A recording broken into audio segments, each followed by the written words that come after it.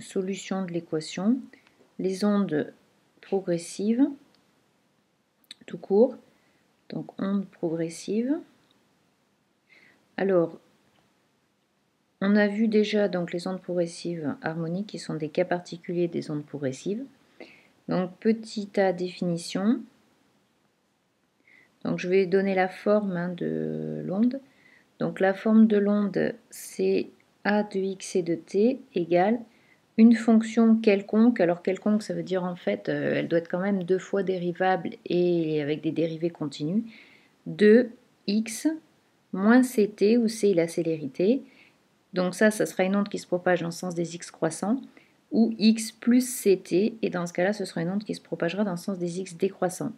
Alors, l'onde, la fonction f de x moins ct peut aussi s'écrire un grand f de t moins x sur c, ou donc pour la f de x plus ct, un grand f de t plus x sur c. C'est donc les mêmes ondes. Donc ça, c'est une onde progressive.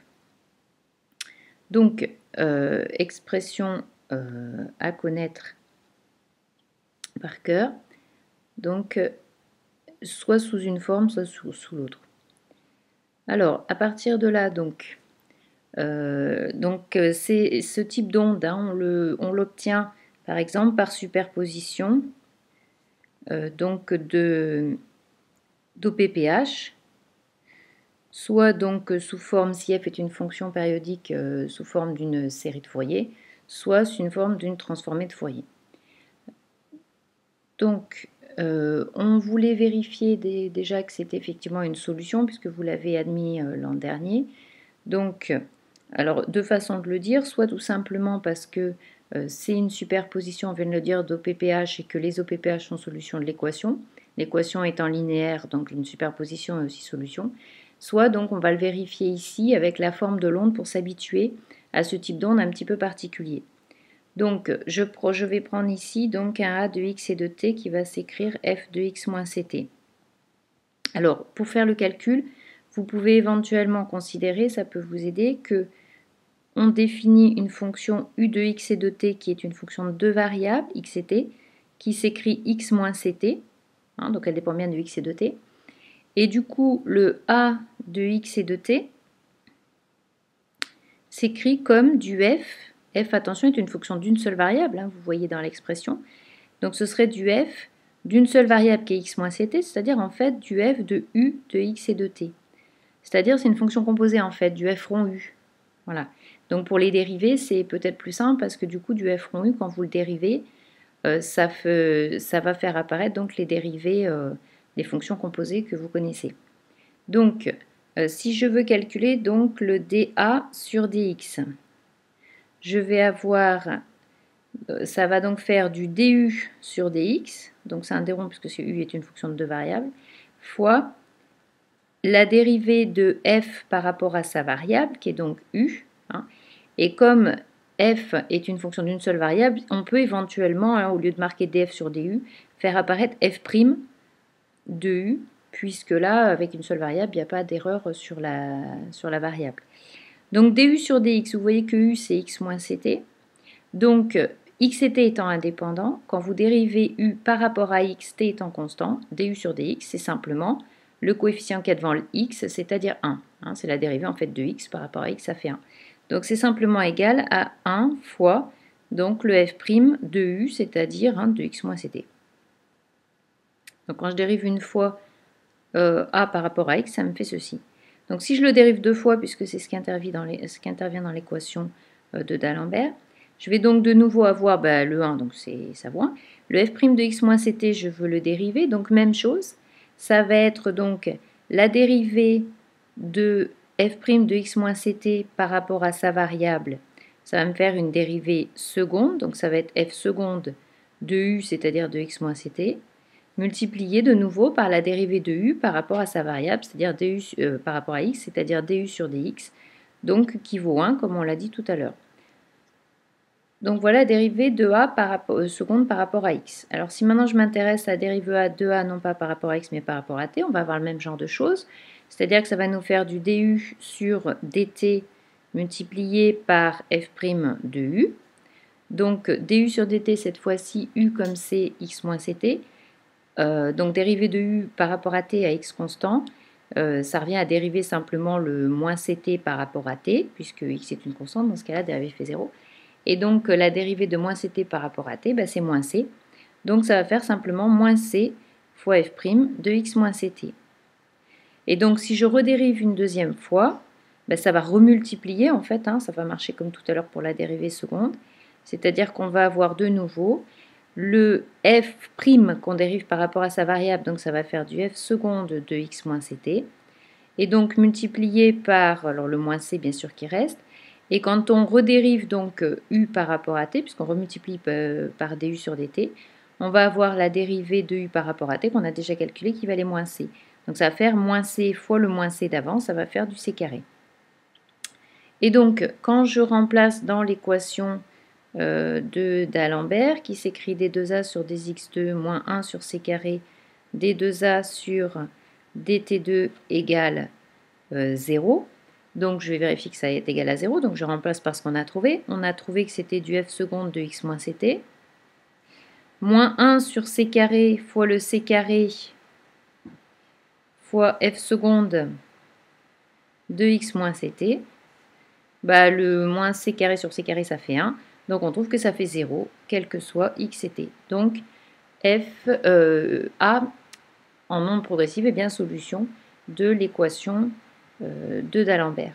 Hein, donc solution de l'équation. Voilà. Donc il faut bien s'habituer à cette façon de calculer les dérivées. Hein. On s'en fait attention ici que donc j'ai une fonction a de x et de t, une fonction de deux variables, alors que f est une fonction d'une seule variable qui s'appelle x moins ct, que j'avais noté u précédemment. Donc petit b, interprétation. Donc deux choses que vous avez vues l'année dernière, c'est d'une part, si je veux écrire a de x et de t, je peux l'écrire en fonction uniquement de la valeur de a en un point particulier, par exemple x égale 0, à un instant précédent, ce qui veut dire que si je connais ce qui se passe en x égale 0, quel que soit t, je connaîtrai ce qui se passe quel que soit x et quel que soit t. Donc je vous le réécris. Ça fait a de x et de t égale une fonction, donc le f de x moins ct. Ce f de x moins ct, je peux le réécrire sous la forme f de 0 moins c fois t moins x sur c. Donc du coup, si j'appelle le 0 ici, si c'est x', et si ça, j'appelle ça t', j'ai bien de nouveau un f de x' moins ct'. Et donc c'est égal, vu la définition de a, à a de x', c'est-à-dire 0, et de t', c'est-à-dire t moins x sur c. Donc je viens bien de vous montrer que ce qui se passe en x à t, c'est en fait l'onde en x et en t est égale à la même valeur que l'onde quand on est l'onde qui était à x égale 0 à un instant précédent qui vaut t moins x sur c, donc qui dépend de la position x par rapport à la valeur 0. Donc de la même façon, le a de x de t, si je fais un autre type de transformation, donc c'est toujours du f de x moins ct, si je l'écris en fonction de, donc je vais transformer un petit peu différemment cette fois-ci, je vais dire que c'est f de x moins ct moins c fois 0, ce qui revient encore au même. Donc là, cette fois-ci, j'ai un x' ici qui vaut x moins ct et un t' qui vaut 0. Et donc, je retrouve bien un f de x' moins ct'. Donc, ça me fait a de x', c'est-à-dire x moins ct, et de 0. Ce qui veut dire que cette fois-ci, si je connais la forme de la corde, c'est-à-dire si on est dans une corde, c'est-à-dire si je connais le a en tout x à t égale 0, donc pour la corde, ce serait la forme de la corde à l'instant initial, bah, j'en déduis le a de x et de t, quel que soit x, quel que soit t, donc la forme de la corde à tout instant. Voilà. Donc c'est quelque chose de très fort en fait que cette onde a de x et de t dépendent, alors le f d'accord il est quelconque ou presque, mais en fait c'est une fonction de x moins ct. Le fait que ça dépende de x moins ct sous cette forme-là, le x moins ct, qui sont donc liés dans cette expression, donne ses propriétés particulières à cette onde. Donc cette onde progressive peut être considérée comme un signal qui va se propager sans déformation, puisqu'on retrouve à chaque fois hein, la même expression du A, se propageant sans déformation, dans le sens, alors, sans déformation, dans le sens des x croissants, donc pour le f de x moins ct. Pour le f de x plus ct, ce serait le sens des x décroissants, hein, sans déformation dans le sens des x croissants, à la vitesse petit c. Alors ça, on le retrouve aisément, simplement en réutilisant ce qu'on a dit précédemment.